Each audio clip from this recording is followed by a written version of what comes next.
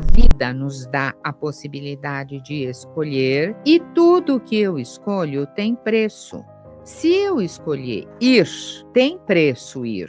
Se eu escolher ficar, tem preço ficar. Então eu pergunto cá para nós: a gente não é filho de um rei real aqui de coroa na cabeça, mas todos nós somos filhos do Criador. Todos nós herdamos o potencial. Todos nós temos a sementinha da coragem. Naquele encontro, ela teve oportunidade de trazer para fora o potencial que era dela e que ela não conhecia. Ela trouxe a dançarina, ela trouxe a sedutora, ela trouxe a beleza para fora, ela trouxe uma série de forças que era do universo feminino, que é o esponja, porque aqui ele já é esponja, aqui ele já atrai para si aquela pessoa que chega, que encosta, que fica lá e que quer que ele faça mais isso e mais aquilo, e ele cede.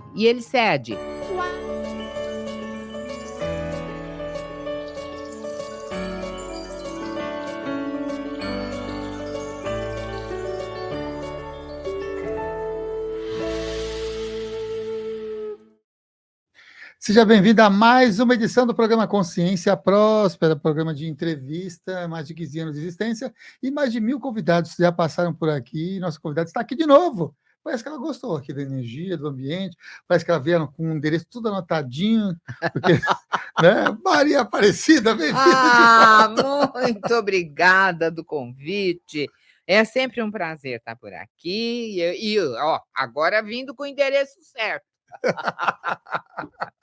Fantástico. O tema de hoje é Encontro com os Orixás. Eu falei que ia trazer ela para falar sobre isso de novo aqui com a gente, que é esse último livro lançado aqui da Maria Aparecida, o 5º livro da Maria Aparecida que ela lançou. Olha aí, beleza, né? E eu vou começar com uma pergunta que talvez tenha a ver, talvez não tenha tanto a ver, mas eu senti de trazer isso aqui como a primeira pergunta. Maria Aparecida, você acredita em destino? E o que é que você entende por livre-arbítrio? Olha, lembra do yin yang? Então, né, eu lembro do yin yang sempre, dos opostos complementares. Eu acredito, assim, no arbítrio, sim, mas ele é livre mais ou menos, sabe. O seu bebê, ele fica dentro do cercadinho, e ali ele tem liberdade de brincar dentro do cercadinho, de brincar com a mamadeira, de chupar a chupeta, de dormir, não sei o quê, não sei o quê, dentro do cercadinho, foi que a mãe dele deixou ali. Ele pode ali dentro é aquilo que ele pode fazer.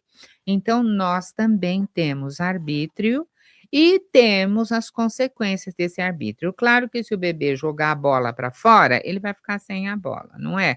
Ele tinha arbítrio, ele jogou a bola, ele ficou sem a bola. E a gente também tem arbítrio. A vida nos dá a possibilidade de escolher e tudo que eu escolho tem preço. Se eu escolher ir, tem preço ir. Se eu escolher ficar, tem preço ficar. Então eu tenho escolhas e pago por estas escolhas. Então o arbítrio existe? Existe. E o destino? Ai, já estava tudo escrito. Mais ou menos também, não estava tudo muito escrito, porque aquelas coisas que ficaram dentro do cercadinho do bebê, que ele pode usar ou não, também tem coisas que estão dentro do meu cercadinho que eu posso fazer ou não. Eu posso escolher coisas. A cada momento, eu posso escolher fazer bem feito, fazer mais ou menos, ninguém está olhando, vou fazer só de conta aqui. Então, eu posso escolher como eu faço, o que eu quero fazer, ou eu posso falar: olha, hoje eu não vou fazer nada. Mas se você não fizer nada, não vai ter comida. Mas não vai ter comida, mas eu posso escolher não fazer nada. Então, você tem arbítrio, mais ou menos livre, porque você não pode sair do seu cercadinho. "Olha, eu vou passar o fim de semana em Vênus". Não vai passar o fim de semana em Vênus, não vai sair de dentro da atmosfera aqui, não vai. Então, o arbítrio é dentro do cercadinho. E ainda assim, veja lá o que você vai fazer, porque se você puser a mão no fogo, aí o destino é queimar. Aí a mão no fogo queima. Então, né, não põe a mão no fogo para não queimar, porque a cada ação nós teremos uma reação. Então, as coisas se integram, né, as coisas são integradas. Não é junto e misturado, não é junto. Junto é assim, todo mundo tá junto às 6 da tarde no trânsito, tá junto, mas não tá integrado. Tá só junto. Não, as coisas aqui são meio que integradas, né. O arbítrio está integrado com o destino, que está integrado com a sua liberdade, que não é tão grande, e está integrado naquele cercadinho, e tem um dono que elaborou tudo isso, né. A vida elaborou tudo isso, então a gente vai descobrindo a dinâmica da vida, né. Vai descobrindo o Dharma, vai lá, vai olhando. É assim que eu acredito. E você, nessa sua encarnação, nesse seu momento de vir aqui para esse planeta, para viver uma experiência, produzir tantas coisas, né, você produziu vários livros além desse do Encontro com os Orixás. Nesse cercadinho, quanto que você sentiu assim: "Eu estou agora manifestando o meu Dharma"? Olha, meu Dharma, eu entendo assim, que tudo tem muito a ver com o seu trabalho, que o Pai do Céu, ele é fantástico, né. Então ele dá para você possibilidades, que ao mesmo tempo que você trabalha, você se desenvolve. Então me foi dado lá atrás, um dia eu falei assim: "Olha, eu vou para a escola, eu acho que eu vou fazer direito". A minha mãe falou assim: "Não senhora, vai fazer", o curso que eu fui fazer nem existe mais. É tão antigo que nem existe mais. Vai fazer escola normal. E eu fui fazer escola normal. Depois eu fui para faculdade, mas eu fui fazer a escola normal, fui lá, e lá eu me fiz professora. E então, sabe, o advogado ficou guardado lá dentro. Hoje eu advogo outras causas, né. Então é um jeito que tem de você trabalhar com aquilo.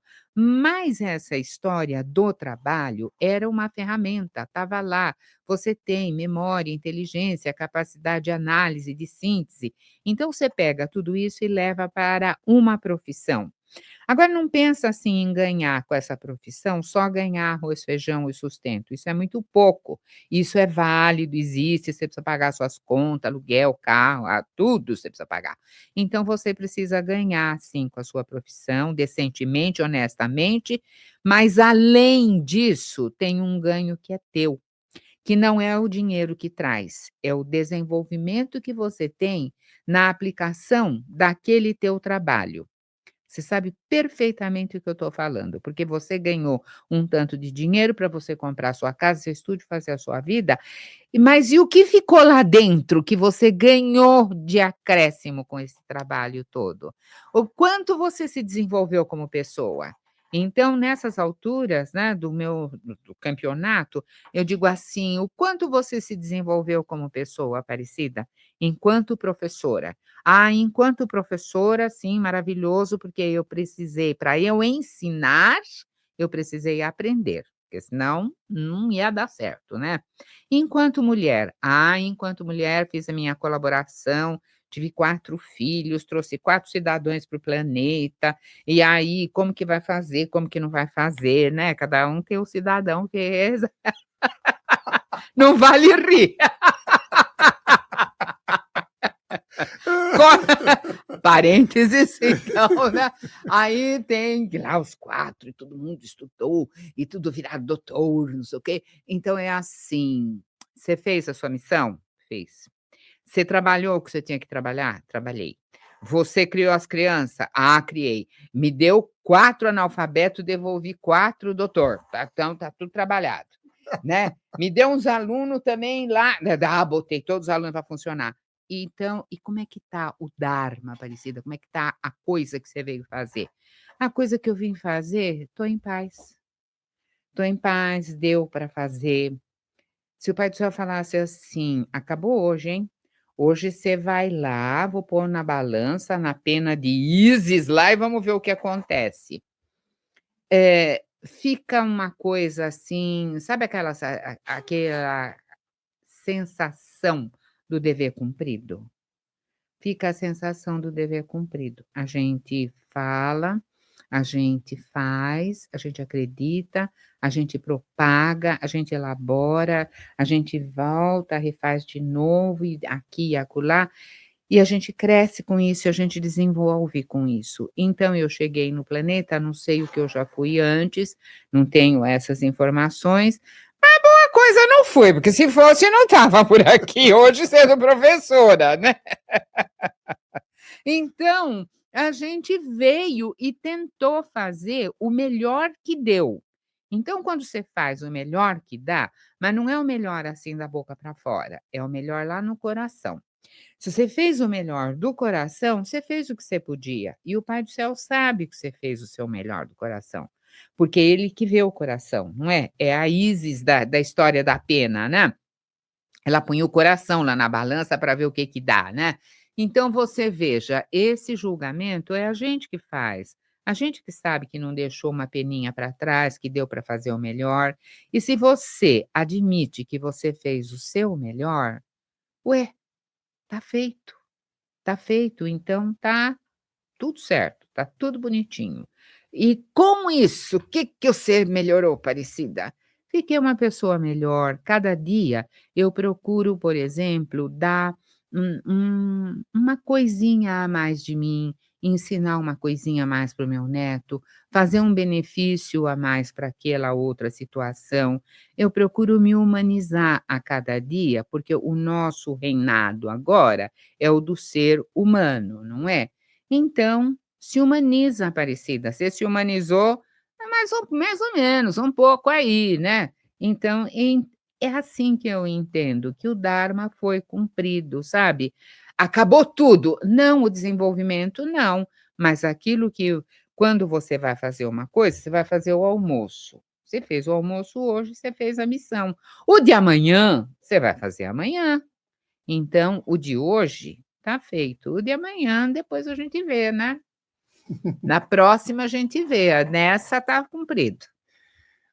Tem uma coisa interessante também que eu fiquei pensando, principalmente quando você estava falando da questão do cercadinho, sabe, de ficar aí vivendo aquele cercadinho, que é que quem está no cercadinho, quem está nesse processo, ele pode pensar o que quiser e também pode acreditar no que No quiser. que quiser, no que quiser. Ele vai para aquele que para aquilo que melhor lhe apraz naquele momento.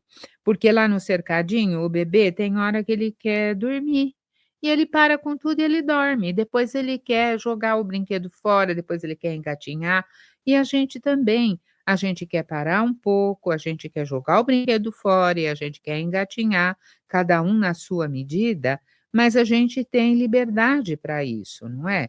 E paga o preço. Quem faz paga, quem não faz paga também. Então você vê, faz a conta aí, vê qual é o lucro. Muito bem, como é que começou essa sua conexão com a escrita de encontros com os orixás? Qual foi o intuito, assim, de trazer essa escrita e publicar pela Vida em Consciência? Olha, é assim, nas minhas andanças lá atrás, né, eu comecei lá no colégio de freira, não pode não parecer, mas eu fui aluna já do colégio de freira, tá. Então eu comecei lá estudando a história sagrada e depois fui na igreja e depois aqui, ali lá, e fui andando, andando, e quando eu fui andando eu cheguei na Umbanda, lógico, vai andando em todo lugar, um dia você bate com o costado na Umbanda. E aquele negócio me encantava, sabe, eu gostava da música, gostava do atabaque, do ritmo. Imagina, desfilava na escola de samba, se eu não ia gostar do atabaque, do ritmo, não é? Ah, então. Então era aquela delícia, aquela coisa linda ali, aquela envolvência, e além de tudo ainda tinham as mediunidade, porque na federação era tudo sério, né, era aquela música suave, uma Ave Maria clássica. No centro não, era aquele baita atabaque lá para você dançar, né, era uma delícia. Então tinha um lado que gostava muito disso. E eu comecei a olhar, mas eu comecei a olhar não só exatamente aquele transe, essa coisa, esse espetáculo teatral que a Umbanda oferece, né. Eu comecei a filtrar com o olhar da psicologia, porque esse tempo eu já tinha estudado um pouco mais, né. Estive uma primeira vez e de vez em quando você vai aqui, depois você vai ali, depois você volta, depois você vai, e você vai crescendo com isso. Então eu entendi que, sabe, era o meu agradecimento, era a minha colaboração. Pela acolhida que eu sempre tive em todos os lugares, eu procuro agradecer, porque é o jeito que eu tenho para a gente trazer isso, né. Então eu resolvi que eu ia escrever, porque tinham histórias bonitas a serem feitas, as histórias dos orixás, né. O que que é um orixá? Lá cada um tem a sua explicação, mas aqui a gente faz parte do PL, então tudo bom, né. Então a gente vai, né, e eu então lá o orixá é assim, é assado. Eu falei: "Ah, na minha versão o orixá, né, uma força da natureza, e aí vamos ver como é que essa coisa veio para cá". E aí eu já tinha, era fácil como veio para cá, porque a gente já tinha estudado história lá atrás, história do Brasil, a formação do povo brasileiro, muito tranquilo isso. E aí, qual foi a colaboração deles? Ah, colaboração na dança, na comida, na religião, no não sei o quê. A religião era o tema que me fala mais, e eu comecei exatamente por causa disso. Então, eu entendi que era um agradecimento que eu estava fazendo para o povo da Umbanda, que tinha me ensinado coisas, que lá era um outro tipo de transe, era uma outra forma de se lidar com a mediunidade, tinha, é um jeito peculiar que a Umbanda tem. Então era o meu agradecimento, nasceu daí, sabe. E aí você escreve um pouco, você faz um pouco do histórico, aí tinha aquelas histórias dos orixás, que e a história da mitologia. E eu amei, porque, sabe, muitas das aulas que eu dei na vida foram de mitologia. Então também não estava difícil de achar os temas, não é, e de transpor e contar as histórias do orixá. Então você contou a formação da religião, da Umbanda, veio da formação do povo brasileiro, então aí veio da África e veio e passou por aqui, passou por ali. Tem uma hora que ela encontra com o Kardec, aí então esses ensinamentos eles sofrem uma aglutinação, não é? E aí você vai vendo, e o mesmo frequentador do centro kardecista, muitas vezes ele vai para a Umbanda também, e o da Umbanda vem para cá. E eles também fazem, assim, o livre-arbítrio, né, da crença, então você vê que tem muito em comum, porque todo mundo está buscando aquela verdade, todo mundo está buscando a fé, todo mundo está buscando a religiosidade, e todo mundo está buscando se encontrar, então tem muita coisa em comum. Muita gente entendeu o livro, muita gente não entendeu o livro, mas você sabe, né, de autoestima eu ando bem, graças a Deus. Então, olha, às vezes as pessoas perguntam assim: "Nossa, mas isso é um absurdo falar que o orixá é um arquétipo". Eu pensei cá comigo: "Será que ela sabe o que é arquétipo?". Então, o que que é um arquétipo e qual que é essa relação entre orixás e É arquétipos porque, nessa olha, você tem, assim, olhando para o lado do Jung, né, agora vamos do Platão para o Jung, então é assim, ele falava, ele explicava, o ser, e a gente tem uma consciência, a gente tem uma inconsciência. Você tem forças dentro da sua consciência e forças dentro da sua inconsciência. E lá, essas forças da inconsciência, uma hora elas vêm, elas se manifestam aqui. E essas forças que vêm, ele chamava de arquétipos, que é aquele potencial que está lá, né. A gente podia falar aquele potencial energético, porque você não vê de ver, é uma energia, então está lá, muito bem. Então, esta história de ter este potencial lá dentro, e aí, do lado de cá, quando você olha com o óculos da Umbanda, tem vários óculos, então quando você põe o óculos da Umbanda, não se fala lá de estudar filosofia, de estudar Platão, de estudar Jung, lá fala, assim, do orixá, que é uma força da natureza. Eu falei: é uma manifestação arquetípica, então ah, legal, então eu vou eu faço o aproveitamento das coisas, eu faço a integração, né, eu acho que eu sou o hífen da história. Então, eu falei: "Gente, o orixá é uma força arquetípica, porque é uma força da natureza, é uma força que vem, se expressa, se manifesta. Ah, eu vou gostar muito disso". Aí você foi adequando com os mitos, né, aí você vai para o lado afro e vai contar a história do orixá. Quando a gente conta aquela história do arquétipo, aquela história da agressividade, da força que a pessoa tem, quem incorpora isso na Umbanda? Quem incorpora isso é o Ogum. Imagina, ele vem com uma baita de uma espada lá, não é? É aquele guerreiro e faz isso e mais aquilo. E você não tem um Ogum dentro de você? Você não tem um guerreiro lá dentro de você? Isso é o arquétipo, é essa força que mora lá dentro. Então, a pessoa não fala do arquétipo, ela fala assim: "O meu pai Ogum, o meu santo de cabeça é Ogum". É tudo a mesma coisa, só que cada um dito numa linguagem. E eu tentei adequar as 2 linguagens, e eu fiquei muito contente, porque, sabe, eu falei: "Olha, é a minha parcela de colaboração, eu vou falar disso aqui".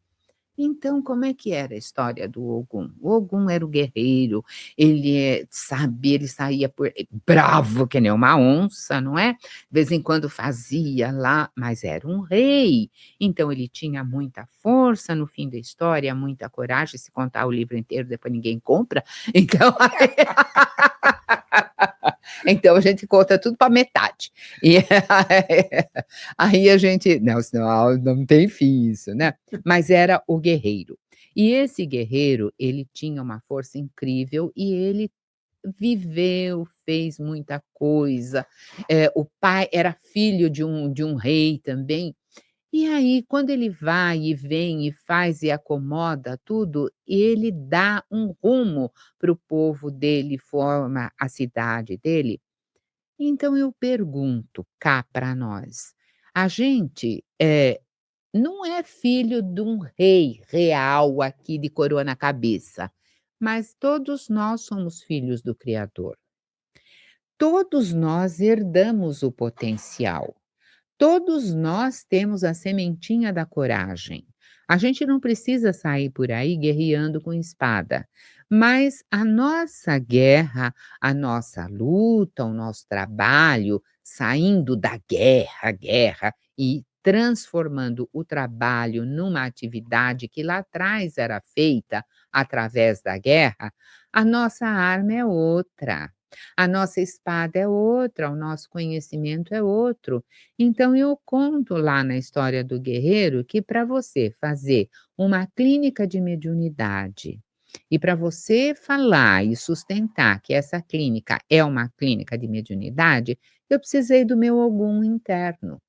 Eu precisei do meu guerreiro interno, ou seja, eu precisei da minha força de coragem, do arquétipo da coragem, para aí chegar lá e falar: "Não, eu sou professora de mediunidade". A minha tese lá na universidade foi mediunidade clínica. Aí você leva umas pedradas, assim, tudo, mas, sabe, não tem importância, aí põe uns band-aid, assim, e continua. Então é uma coisa que nasceu assim, foi um agradecimento e mostrando, sabe, que o guerreiro não é uma coisa, assim, lá fora, não é um mito lá longe, não, o mito é a projeção do inconsciente coletivo.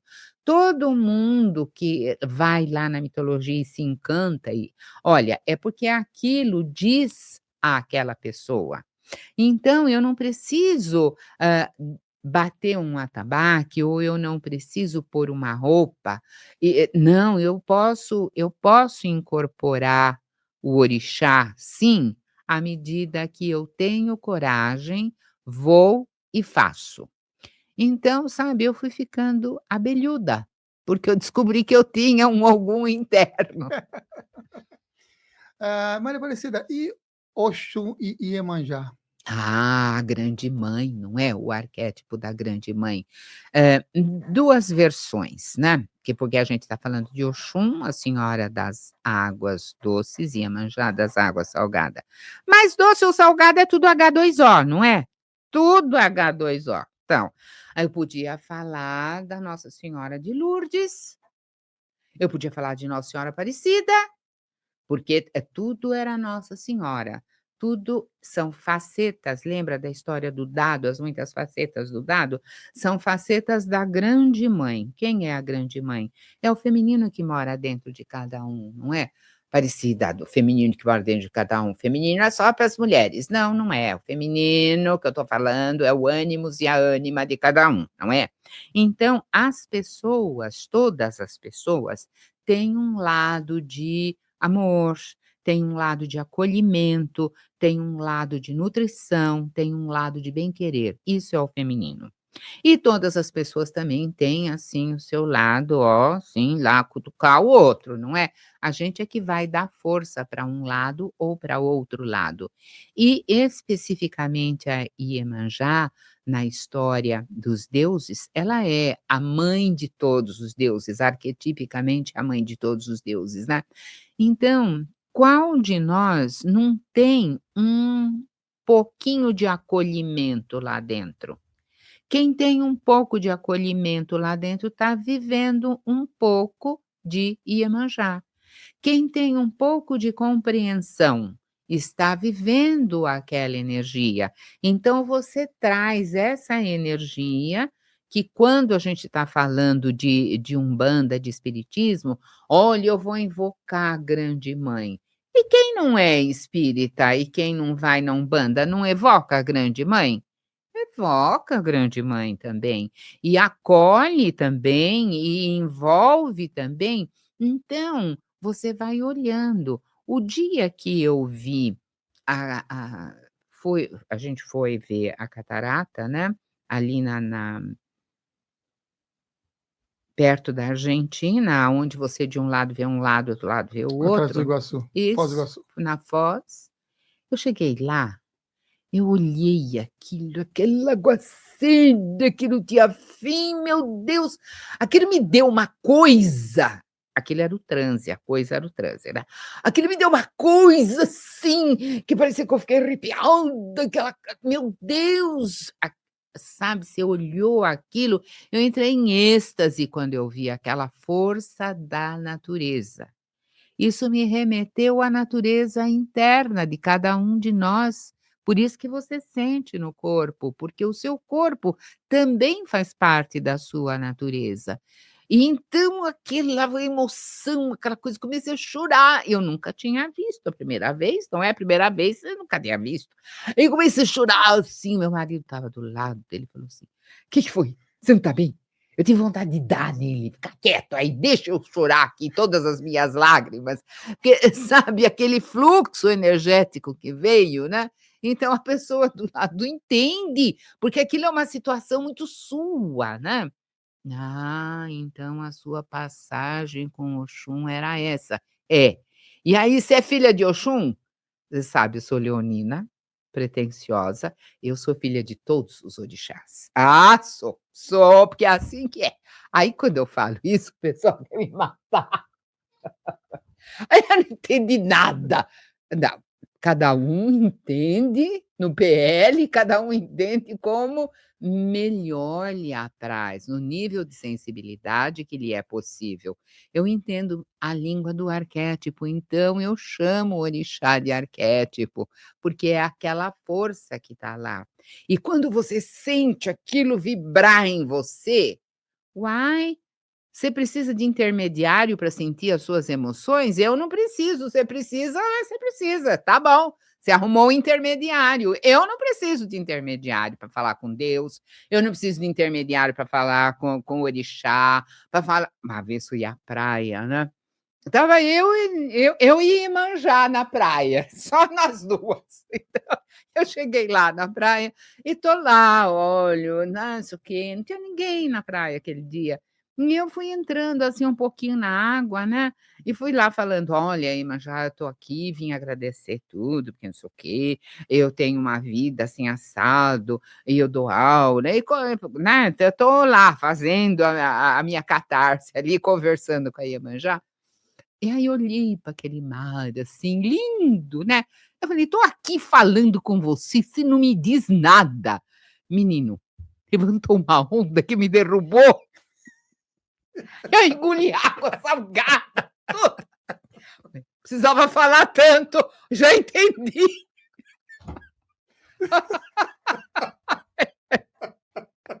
Aí essas coisas são muito significativas, não é? Aí você então você incorporou, mas não, não incorporei nada, mas você sente aquela força que vem, e aí você vê o tamanho da força, e aí o tamanho da sua cabeça, você acorda. É assim que eu escrevi o livro. Muito bom. Você falou sobre esses 2 lados, um lado mais de conexão com os orixás e o outro lado que fica cutucando assim, e eu lembrei do filme, né, que fala sobre o lado sombrio da força, né, e É, o as lado sombrio da força. Então, e no lado sombrio da força, a gente personificou esse lado no Exu, que é, assim, para entender a história, né. Então, mas qualquer força tem um lado sombrio, né. A gente vai explicando e tudo tem um lado sombrio. Você vai olhar eu não tô lá pensando assim, eh o humano, do jeitinho que a gente é, para a gente entender, a gente tem um lado luz e a gente tem um lado sombra. Então tudo que está ao nosso redor nesse momento é assim. E tudo que está aqui, o seu bichinho, ele é bichinho, mas tem uma hora que ele fica bravo, ele morde, ele fica bravo. E aí aquela criança, ela é ótima, mas tem uma hora que ela te taca uma coisa. Tudo tem o outro lado. Acho que neste momento da vida é assim. E também tenho as minhas interrogações lá, não é? Quando o meu professor explica que tudo que tem luz tem sombra, eu vou, entendo, escrevo isso na prova, porque é ele que corrige, né? Até horas, horas.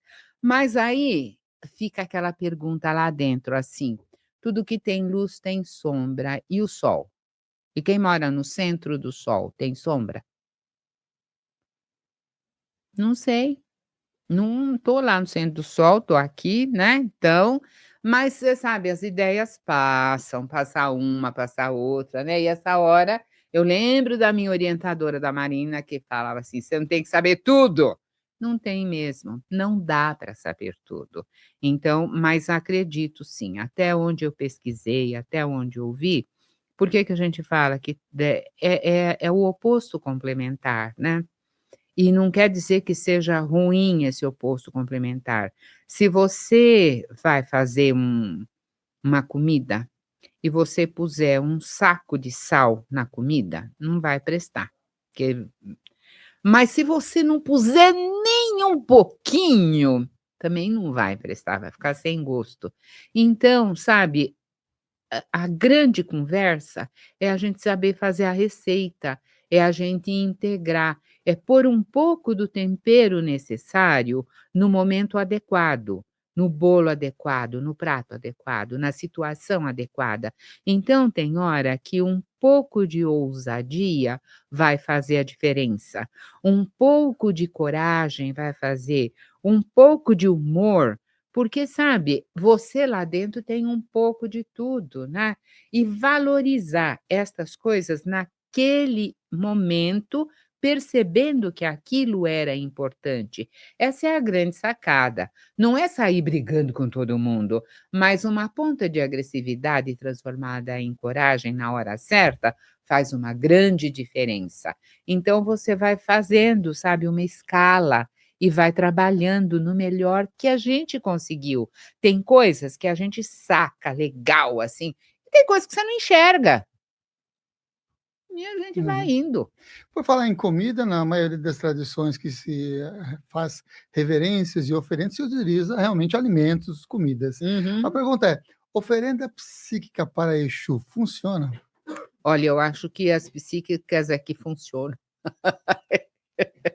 Eu acho que são as psíquicas que funcionam, porque quando você faz uma oferenda de comida, então vamos pensar que essa oferenda ela é simbólica, né, porque uma força da natureza não vai vir comer, sabe, a canjica que foi colocada ali. Você põe a canjica hoje, amanhã você vai lá, tá cheio de bichinho, pronto, é assim que é.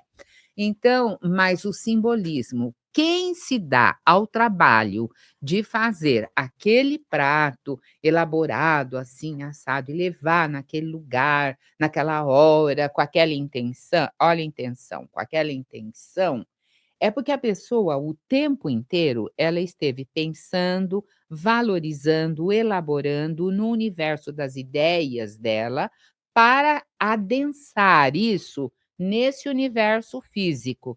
Então eu acredito sim que, sabe, aquilo que você faz, o pedido que você faz, a oferenda psíquica que você faz, eu acho que é essa que vale. Aliás, o pedido que a gente faz para o Exu não é o pedido que a gente faz para Iemanjá, né.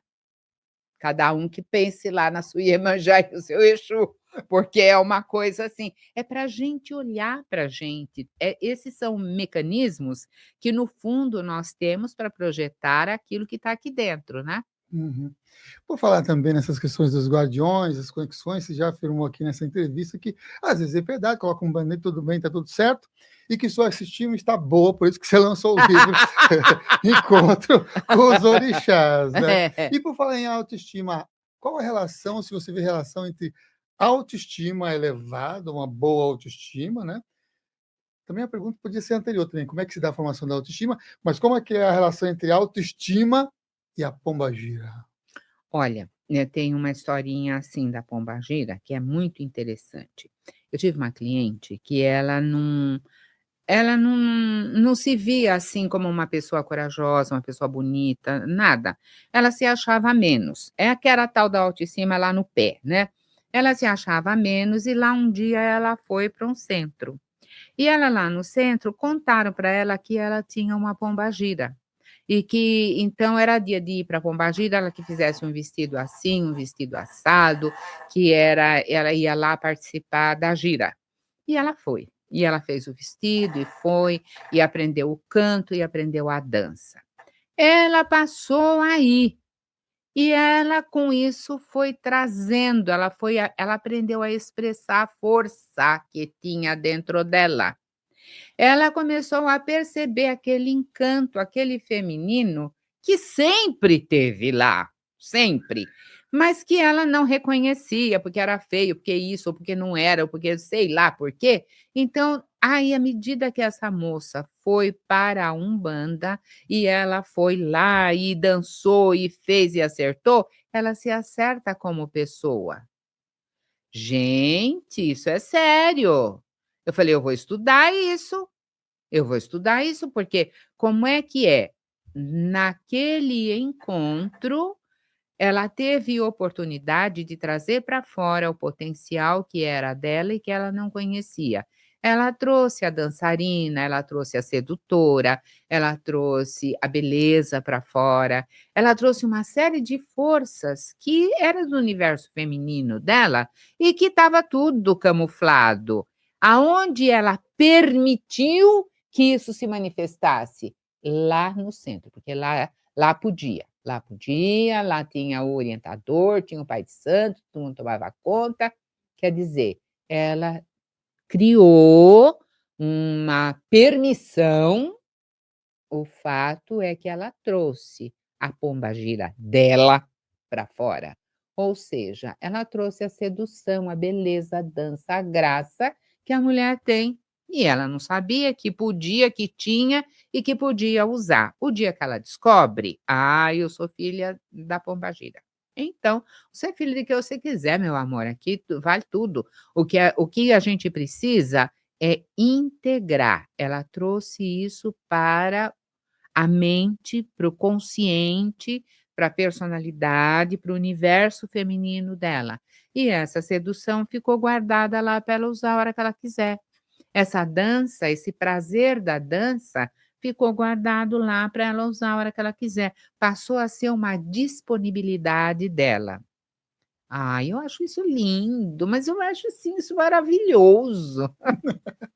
Muitas pessoas que atuam com a mediunidade ou têm trabalhos em alguns centros, alguns terreiros e outras conexões, e mesmo outros que nem trabalham necessariamente em um terreiro em nenhum centro, mas que têm alguma sensibilidade e reclamam de um ponto interessante, que eles se consideram e evitam, inclusive, alguns lugares, porque eles são chamados de médios esponjas. E outra questão também é que sempre tem algum tipo de ataque. Então, como é que pode lidar a pessoa se considera energeticamente médios esponjas, e qual é o conselho para lidar com as chamadas obsessões? Aí a história da baixa estima, né. Ninguém ataca quem está cônscio de si, que está no seu melhor, eu estou aqui bem centrado, eu estou numa boa. Agora, quando eu estou para baixo, aí todo mundo vem e tira a sua casquinha. Então, o médium que ele é esponja, é o médium de baixa estima. Aquele que ele não acredita nele, ele não confia, enquanto pessoa, ele é o último da fila, ele não merece nada, né, não sei o quê. Então ele não se garante, enquanto pessoa.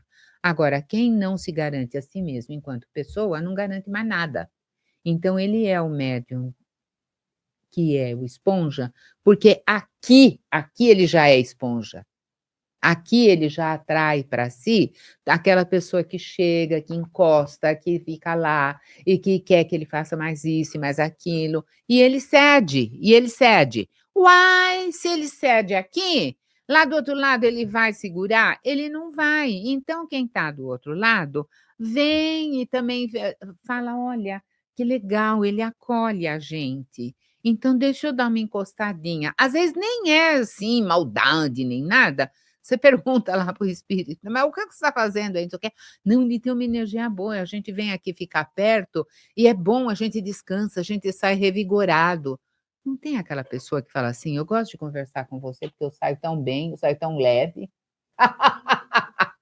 É um pouco isso. Então, enquanto a pessoa não descobrir que ela está se prestando a isso, é aí que entra a história da responsabilidade, né. Eu vou ficar de olho em mim, que é para eu melhorar aqui dentro, porque quando eu vibrar numa frequência legal, só vai ficar comigo quem está na frequência legal. Aí a gente se trata de igual para igual. Não é quem quer vir e tirar um pedacinho, e eu, para ser bem boazinha, eu deixo levar o pedacinho e outro pedacinho, depois eu queixo que eu fiquei sem.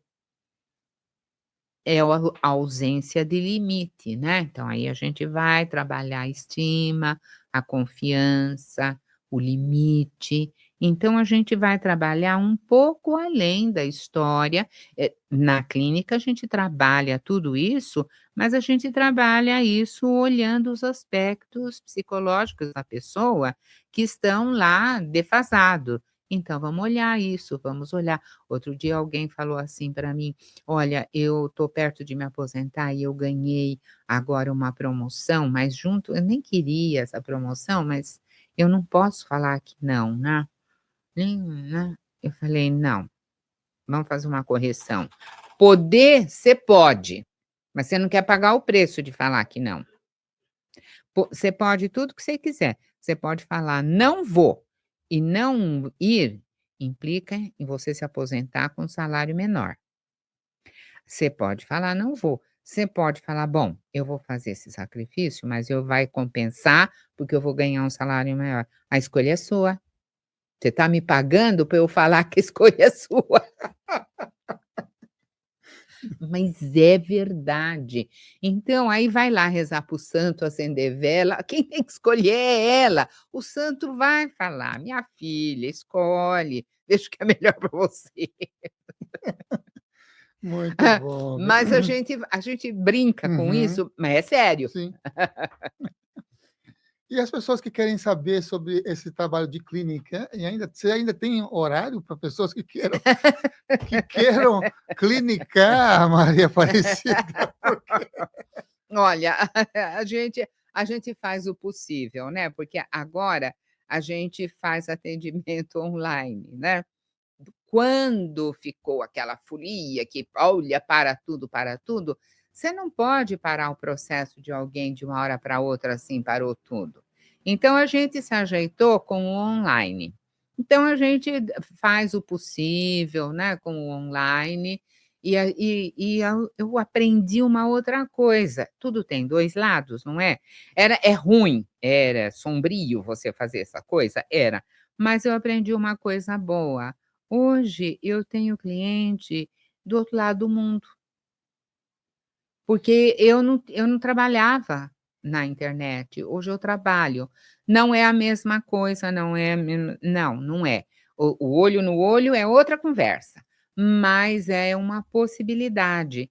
Então que é o lado bom da história, porque tem fuso horário, a pessoa lá não sei que hora que é aqui, como é que faz, como é que ajeita. Na internet dá para você ajeitar, fora dela é muito difícil, né. Uhum. Então, Estava falando de arquétipos. Deus é um arquétipo? o primeiro deles, o básico, bem isso, é o básico. É a força maior, né, a gente fala, aí os deuses, os orixás, né. Então os deuses, vamos dizer assim que no catolicismo você diria assim, monoteísmo, Deus.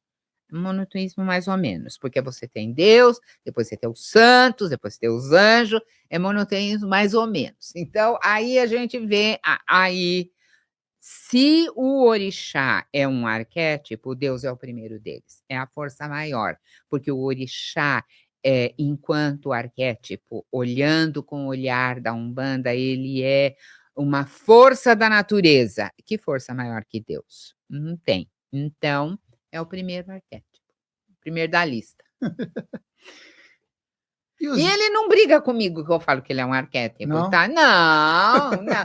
Ele me acolhe: "Olha, eu sou a mais lindinha, sou a filha favorita", a filha leonina dele.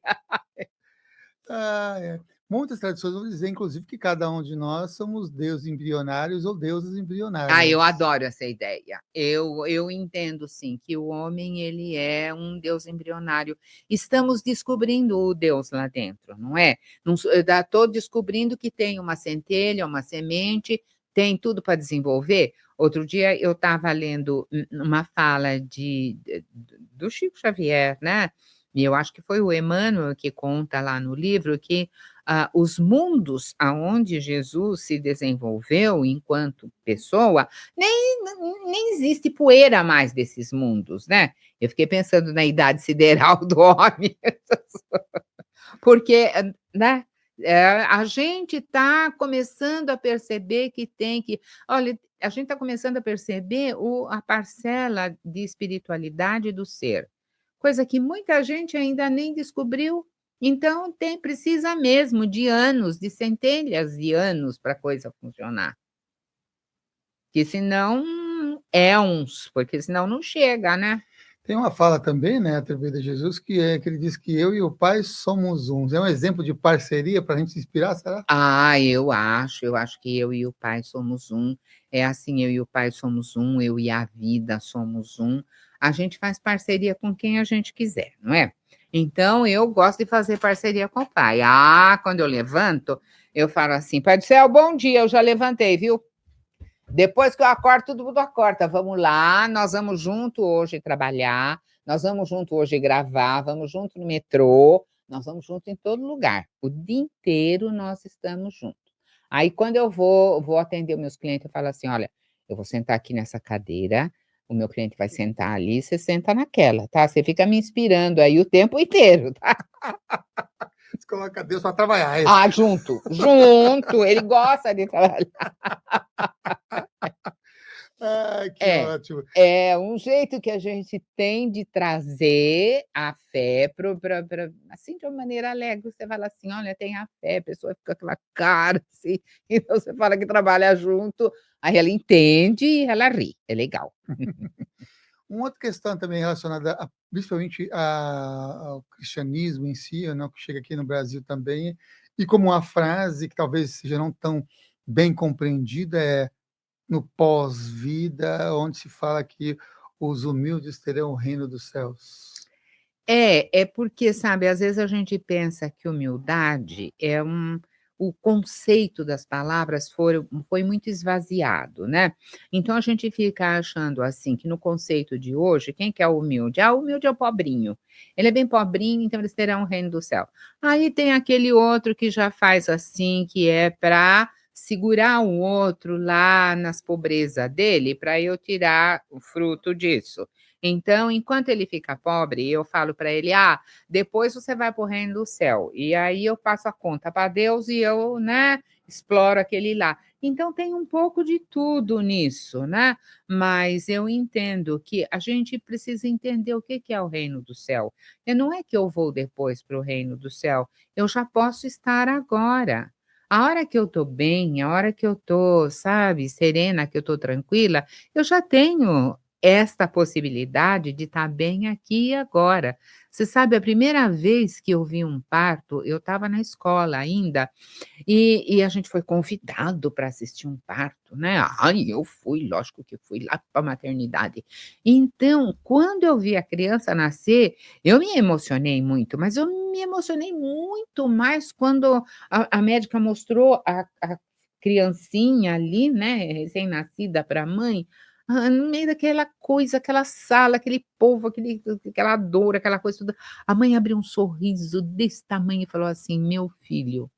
E eu fiquei olhando aquilo, assim, de novo extasiada, sabe. Eu falei: "Gente do céu, isso aqui é uma coisa, eu estou presenciando uma coisa". Aquela hora era a hora do céu, aquela hora era uma coisa máxima, né. Aí, esta semana, ganhei um filme de uma criança com 6 anos que foi lá na festa e tocou violino na festa, né. Começa que eu acho que violino é uma coisa, assim, super difícil, eu sou muito ignorante, eu não sei nada de violino, né. Então, aí aquela criança foi lá na festa e tocou o violino e não sei o quê, e quem estava gravando, o cinematografista lá, não sei quem era, ele gravou a cara da mãe da criança. Você precisa ver a cara da mãe da criança, você não sabe se você olha para a criança ou se olha para a cara da mãe da criança, porque aquela mãe estava em êxtase lá, vendo o filho dela, com de 6 anos, tocar no violino na plateia, assim. Então você fica olhando é aquela hora, fala para a mãe dela se existe céu, ela vai falar que o céu é aquilo. Então, a gente que é essa história de céu? Qual é o conceito que a pessoa tem de céu e qual é o conceito que ela tem de humildade? E quem fez essa fala, em que circunstância, em que contexto? Porque eu já vi essa frase ser usada, assim, que os humildes ganharão o céu, você fica humilde a vida inteira, não me enche o saco, porque depois Deus paga a conta. Tem de tudo, tem de tudo, né. Mas eu acho que todos nós ganharemos o céu, sabe, todos nós, porque todos nós humildade, vamos fazer um parênteses aqui, reconhecer o próprio limite. O humilde é quem reconhece o próprio limite. E eu sei que hoje o meu limite está pequeno, assim, mas eu já quero um céu bem grande. Porque a autoestima está Po alta. pois é, não, mas vou fazer, vou buscar, vou merecer. Todo dia eu faço um degrauzinho para ficar mais perto dessa coisa melhor. Como que você faz isso, Aparecida? Eu tento me melhorar, ué, eu tento fazer o meu serviço melhor, o meu trabalho mais leve, ser uma pessoa mais leve para com os outros. Eu já estou melhorando, já Sim. estou me A capa ficou muito bonita também, né, do livro, olha, aqui, Encontro com os Orixás, e me saltou aqui uma das expressões entidades aqui, ó, Zeppelin, tá falando dele, já que ele saltou aqui da mandala da capa do livro. assim, é o Exu brasileiro. Porque todo lugar você faz uma adaptação, você faz um doce, você aprendeu a fazer o doce que veio de lá para cá, o pé de moleque, era um doce que o escravo trouxe. Então chega aqui, você faz o pé de moleque na sua receita. Aí você tem uma música, que você traz para cá e você conta a história da sua terra, tem a sua participação. E o Zé Pilintra, ele é um Exu que ele é feito à moda do brasileiro. Ele nasceu por aqui, a roupa dele foi inspirada, tudo foi inspirado, mas é a nossa versão, é made in Brasil, né. E aí aquela história, o que você pediria para ele, como você se relaciona, pensando sempre que no fim de cada a história, no fim de cada história, é sempre assim, pensando que a pessoa tem sempre aquele item dentro dela, não é? Então como eu me relaciono com esse item interno dentro de mim? O que eu peço para o meu Exu, como eu vejo o meu Exu, que sou eu mesmo, não é? Que hora que eu tô de Iemanjá, que hora que eu tô de Exu? O que que eu faço quando eu tô de Iemanjá e o que que eu faço quando eu tô de Zé Pilintra? O que que eu faço quando sabe? Então, é assim, é olhando que esse potencial que a gente reconhece na natureza, que a gente projeta lá fora, ele também é meu, porque eu só reconheço porque eu conheço. Só reconhece quem conhece, quem não conhece não faz liga. Então eu projeto lá fora, eu só posso projetar lá fora uma coisa que eu tenho aqui dentro. Lembra da câmera do cinema que faz projeção na tela? Então a projeção lá na tela, tá lá na tela? Não, tá lá na tela porque estava aqui dentro. Eu projeto lá. É que lá é mais fácil de eu ver, né. Lá é mais fácil de eu ver, é mais fácil de eu perceber, eu estou num mecanismo de projeção. Como é que a gente desmancha? Aí você vem para um mecanismo de introjeção. Aí eu pergunto para mim aquilo que eu vi lá, qual é a minha ligação com aquilo, o que que eu tenho daquilo. Às vezes a pessoa ela está muito crua, ela não entende nada disso. Você fala que aquilo é uma projeção e que ela está se importando com aquilo lá fora, porque ela tem aquilo aqui dentro, ela desaparece. Ah, não dá para ela ver, não tem. Ela acha aquela ideia muito absurda, muito estapafúrdia, né. Ela não está pronta para aquele momento. Deixa passar, deixa o tempo passar, depois quando o tempo passar a gente vai ver de novo, né, como é que é.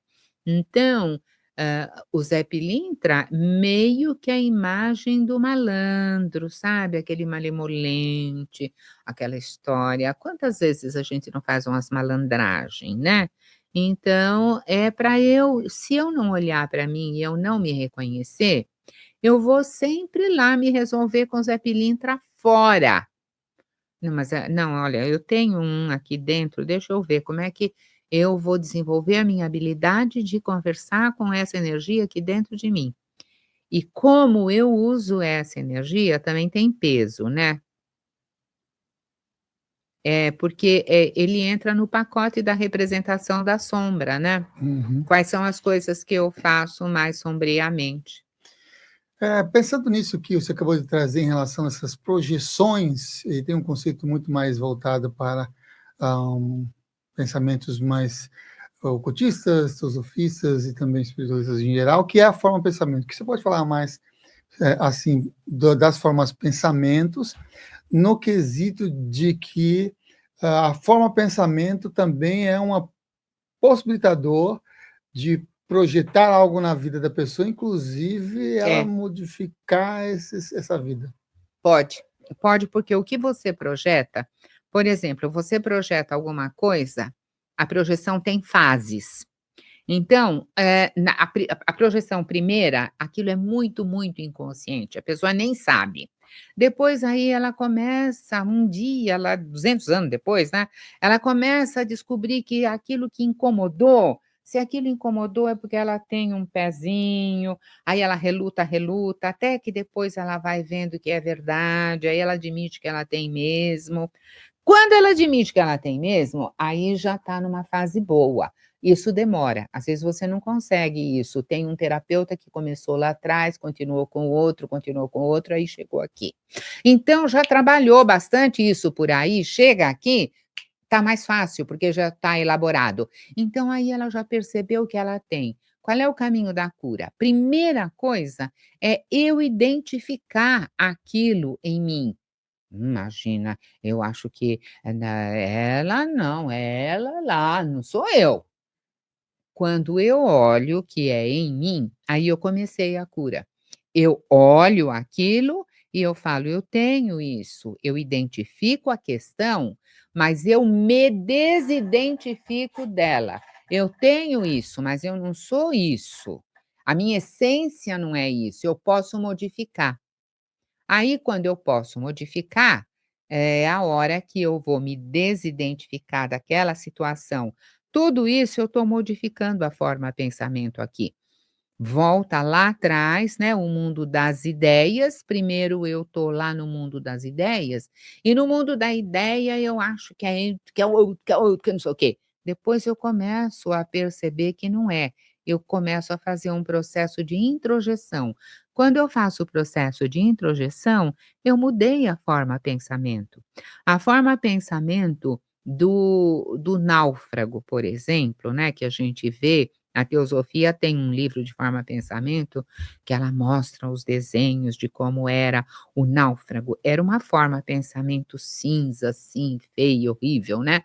E aí mostra a forma pensamento diante do mesmo fato, ele mostra a forma pensamento do capitão do navio. E a forma pensamento do capitão do navio era: "Preciso salvar esse povo, e eu preciso dar assim, fazer isso, fazer mais aquilo, que a responsabilidade é minha", e ele está imbuído daquela força, a forma de pensamento dele é brilhante, enorme, autêntica, é uma maravilha. E ele vai com a força para salvar aquele povo. À medida que esta pessoa vê que vai ser salva, ela não muda o pensamento? Ela muda o pensamento. Quando ela muda o pensamento, ela muda a forma do pensamento. A gente está falando isso assim muito rapidinho, né? Porque você sabe que tem gente que leva 4, 5 encarnações com a mesma forma pensamento, acompanhando até aquilo diluir. Eu já gosto de trabalhar com solvente, sabe? Porque, sabe, não, é muita canseira, muito sacrifício, né, não, já não precisa de tudo isso, você já entende um pouco melhor, e ao entender melhor, quando você passeia pelo hermetismo, a primeira coisa é a mente. Quando você passeia lá pela filosofia hindu, a primeira emanação de Deus é a mente. Então, aqui é o todo. É a história, a primeira lei é mental. Lá do outro lado, a primeira emanação é mental. O Platão, olha, a primeira coisa é o mundo das ideias, quer dizer, está todo mundo falando a mesma coisa, cada um na sua linguagem. Agora, isso pode ser modificado? Pode. E vai depender do universo de cada um, do nível de consciência de cada um. Porque o nível de consciência pesa muito em tudo que você faz. Como você trabalha os seus conceitos, como você trabalha o seu pensamento, o seu sentimento, como você trabalha a sua intuição. Às vezes você tem um insight, que naquele insight você derruba tudo e começa numa outra direção. É do processo de cada um, não é? E isso é uma constante. Então, eu acredito sim no movimento. Aliás, no mundo não tem nada parado, né? O universo está todo em movimento. Por que que a gente não pode movimentar as nossas formas de pensamento? A gente pode. É que a gente não sabe que pode, então a gente fica marcando o passo, né? Mas pode. Muito bem, e estamos chegando aqui ao final da nossa entrevista de hoje aqui com a Maria Aparecida Martins. Agradecer a todos vocês. Olha, se você ainda não tem, vai lá com o Encontro com os Orixás, que é o tema de hoje que a gente abordou. Além desse, também tem olha, a nova metafísica, conexão, uma nova visão de mediunidade, tem mediunidade clínica, e tem também mediunidade e autoestima. E olha só, aqui embaixo está passando também aqui o Instagram também da Maria Aparecida Martins, vários conteúdos que você também pode abordar, ela traz pílulas de conexões também, né? Inspirações, e você pode se informar também através desses links aqui, está na descrição. Curta, compartilhe esse vídeo com outras pessoas, também se inscreva no canal se você não está inscrito, ou se inscreva também, sabe aonde? No Clube Consciência do WhatsApp, porque lá pelo WhatsApp a gente manda os avisos, informações de novidades que estão acontecendo, por exemplo, a coluna falando de espiritualidade com Wagner Borges, as aulas lives, as entrevistas, as irradiações energéticas, né, de segundas, de segundas e terças-feiras, as colunas, né, a coluna da magia do benzimento também, temos as sinais de fumaça e em todas as conexões que a gente está transmitindo aqui no Consciência Próxima. Então, se inscreva lá no Clube Consciência para ter todos esses avisos. Agradecer mais uma vez a vocês e agradecer a Maria Aparecida com mais Eu uma é que vez por agradeço a aqui. oportunidade de estar junto, do acolhimento, da coisa boa, da divulgação, porque, sabe, se uma pessoa ouviu e se fez um benefício para uma pessoa, valeu, valeu. Muito bom. E como a gente faz, tem que fazer isso, porque senão a Gabi fala assim que eu estou terminando o programa errado. Vou pedir aqui para nosso convidado para deixar uma mensagem de encerramento antes de subir aqui a vinheta. Mas olha, não é encerramento, é um até breve. Imagina que eu quero encerrar coisas, eu quero deixar em aberto, quero conversar sobre outros livros, outros temas. Então, você se sinta convidado para um próximo momento. Nada de encerrar.